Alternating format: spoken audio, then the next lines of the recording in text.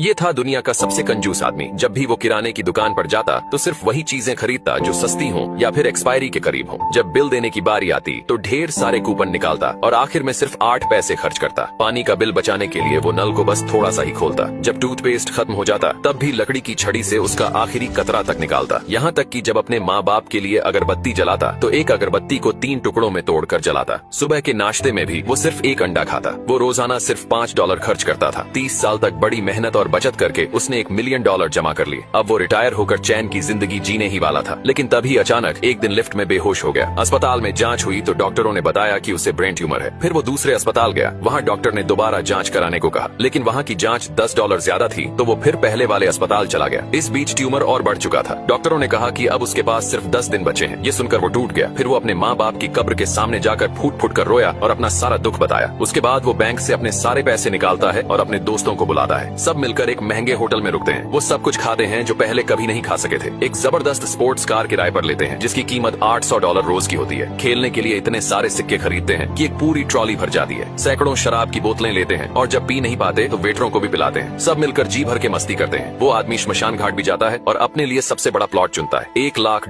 के नकली नोट खरीदता है जो मरने के बाद जलाए जाते हैं। वो मरने वालों वाला मेकअप भी करवाता है ताकि सब कुछ पहले से तय रहे। आखिरी दिन वो अपने घर लौटता है। वहाँ रखी हुई एक एक्सपायरी हो चुकी सॉसेज खाता है और थोड़ी ही देर में बेहोश हो जाता है। उसके दोस्त उसे फौरन अस्पताल ले जाते हैं। जब वो होश में आता है तो डॉक्टर बताते हैं कि उसकी रिपोर्ट गलत थी। उसे ब्रेन ट्यूमर था ही नहीं। असल में उसे फूड पॉइजनिंग हुई थी क्योंकि उसने सड़ी हुई चीज खा ली थी। ये सुनते ही वो जोर जोर से रोने लगता है क्योंकि उसने अपनी पूरी जिंदगी की कमाई कुछ ही दिनों में उड़ा दी थी।